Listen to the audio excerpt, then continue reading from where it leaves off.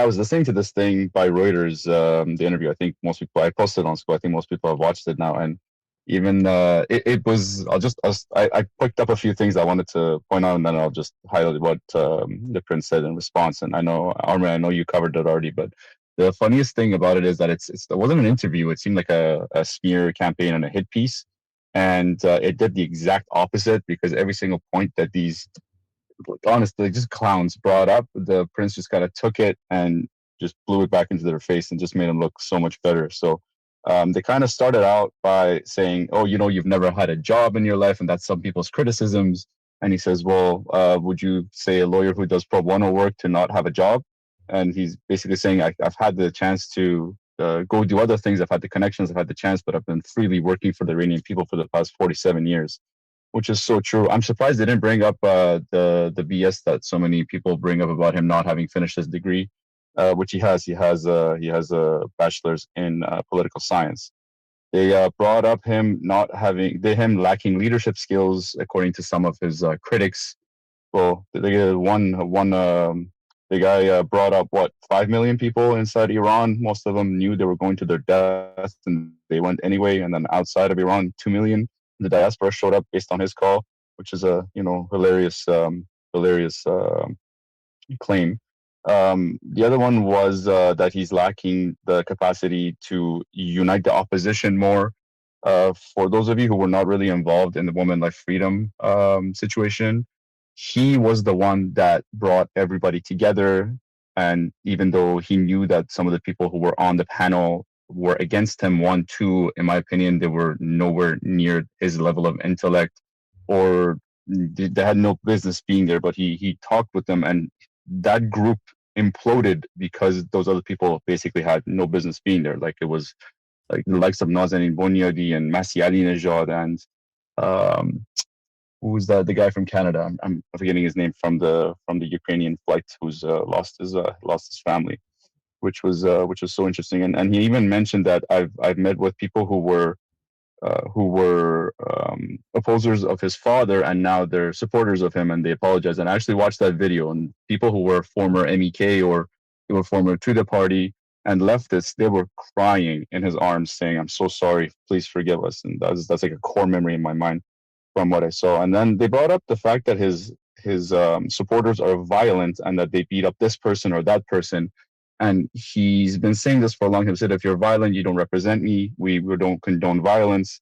And he also stated the fact that there are a lot of IRGC operatives who pretend to be Pahlavi supporters. And we're seeing that a ton on social media, and with some people who have been subtly attacking the prince, especially as the time has been, as the time is passing, and a lot of people are calling them out. So that was quite interesting. And they actually these guys accused his team of saying this and that, and even went after the future queen of Iran over a tweet from 4 years ago that she retweeted from Iran about the leftists and the MEK. And he basically said, yeah, like, he shut that down immediately as well, and said, I don't condone it. We have to be more vigilant about what we say. But, so with respect to Qasemi who's his right-hand man, he said, some of these people have been tortured by the regime. They've been to jail, so a lot of people in Iran want revenge. So every single point that they brought up, he turned it around and just shone so brightly, and it was so nice. And I'll end with this part. They brought up this guy who's his name is Masoud Masjoudi, I think, or Mehdi Masjoudi, I forget his name exactly, who has actually sued the Crown Prince on the basis of him being an affiliate of the IRGC, and some crazy claim. And apparently they had a conversation, I don't know how many years ago. This guy is a little bit deranged. He was a mathematics professor at SFU who got fired for sexual harassing his colleagues. And then he had a rift between some other colleagues, and he's a serial complainer, and he just keeps filing lawsuits against people in the court, to the point where in one of his suits, the judge basically told him, like, what the fuck is wrong with you? You can't just keep doing this. Like, just threw out his claim and said, you're wasting the court's time. And he was murdered by two people who are supposedly Pahlavi supporters.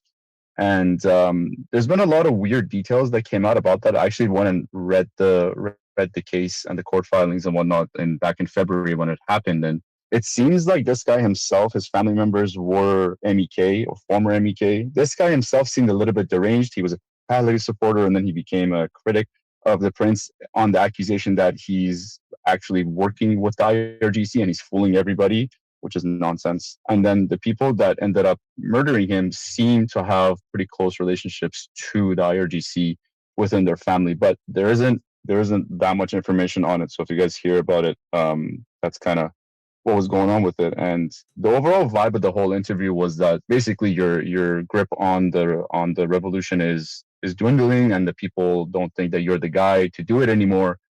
And every single time, like whether it was with Ayatollah Amanpour that interviewed him for CNN, and then now these guys, I mean, the main interviewer looked like he was malnourished, and if the sloth was a human being, it would look like this guy.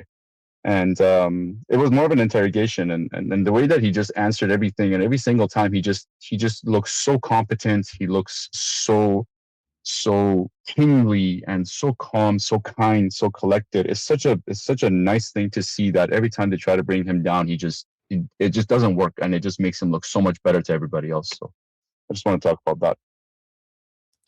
You know, two things about that. One, I actually prefer interviews like this with Prince Reza Pahlavi. I feel like we get a lot more from him when people bring. Is my mic okay? All right, maybe I should keep it. Yeah, maybe I should keep my microphone all far from me. Okay, do you guys hear me? Yes.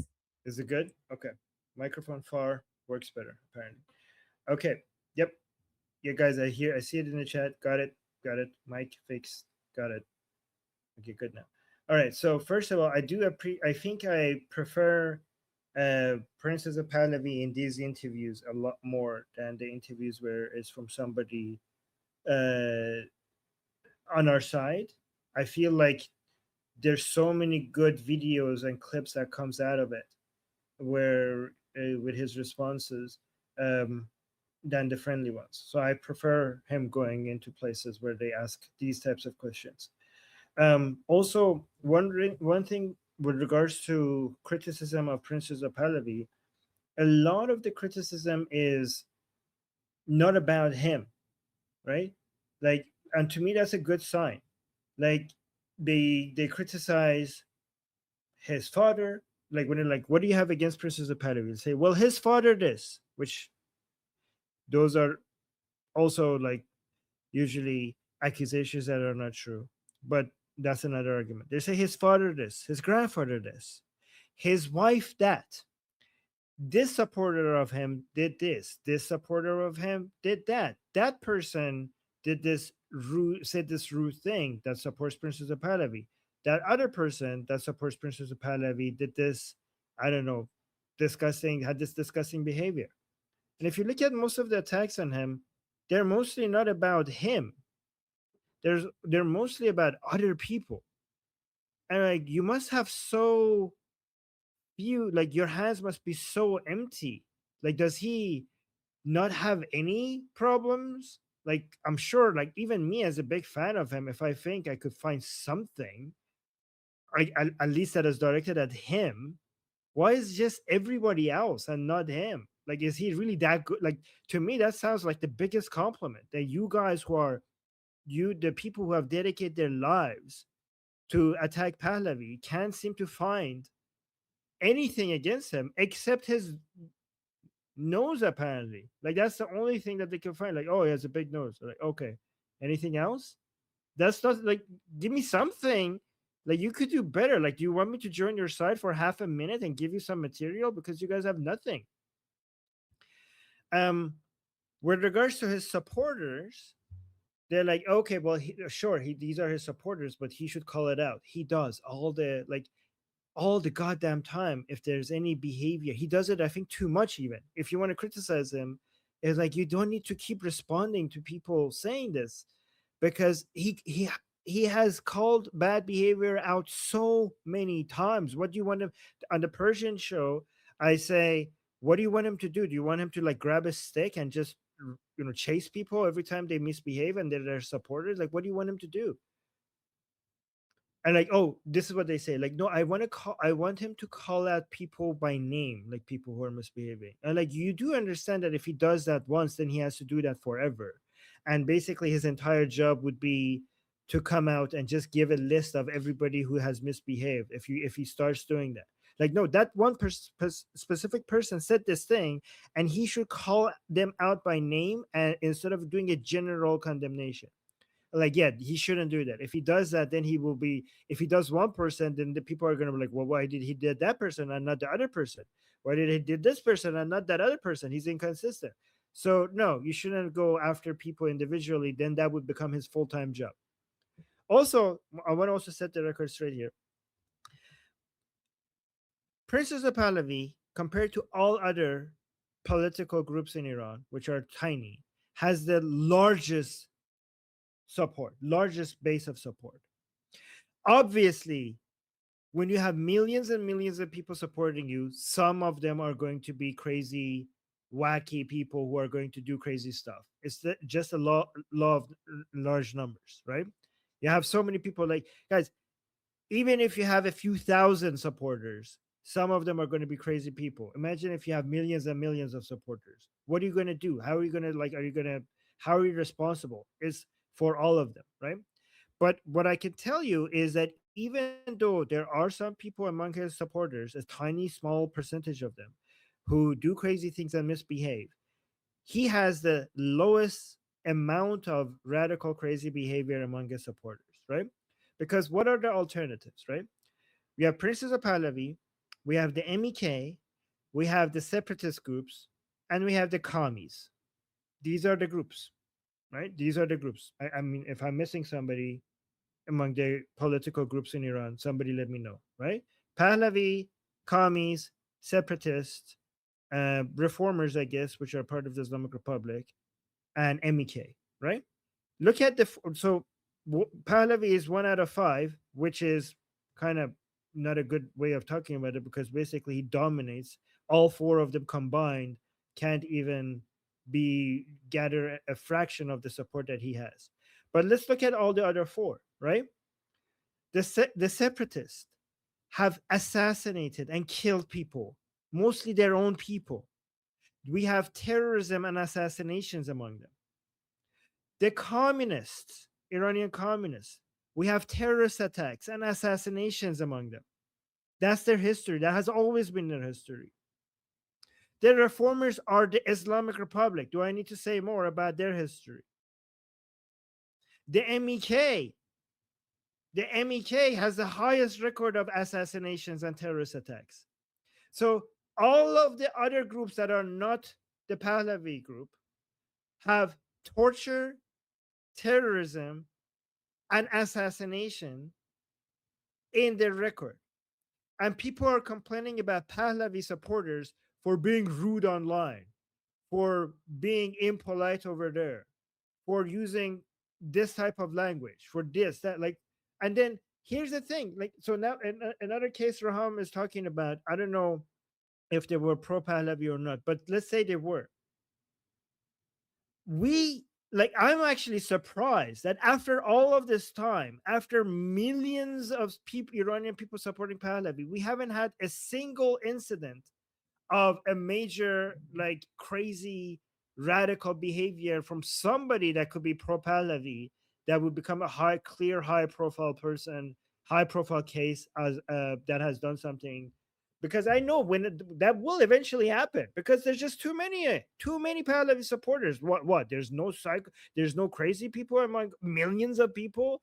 I'm sure there's going to be one person, but it's actually a crazy record that we have gone through all of this time, and we haven't had anything. Like, we only had just, like, mostly, like, impolite, aggressive language behavior, mostly online. That's the worst you could say. And that's a small fraction of most Pahlavi supporters.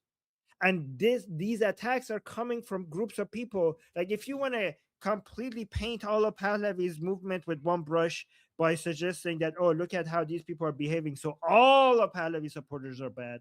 Well, mother tuckers, look at your people.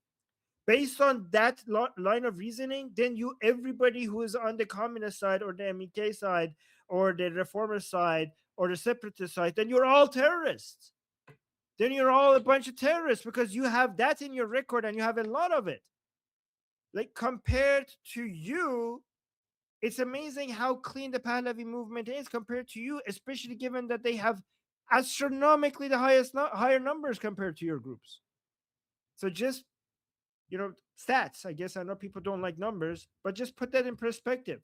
Look at their record. Look at the number of crazy behavior in Pahlavi's base of support, and then consider how much bigger the base of support Pahlavi is, and then compare the numbers. And you see, this is, even if you eventually get a genuine Pahlavi supporter who does something really crazy and radical, that is a drop in the ocean of Pahlavi supporters. And I'm actually surprised that we haven't yet had that, given how many people support Pahlavi. Anyways, sorry, that was a long rant.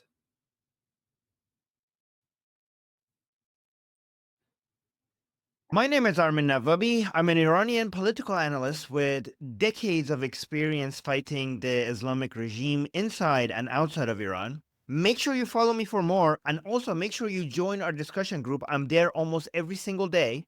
Come talk to me there and the rest of the people there in our group calls. It's a great place to meet and talk to people who like talking about politics. The link is in the description and or in the bio. You could also get there by scanning the QR code on the screen. See you there.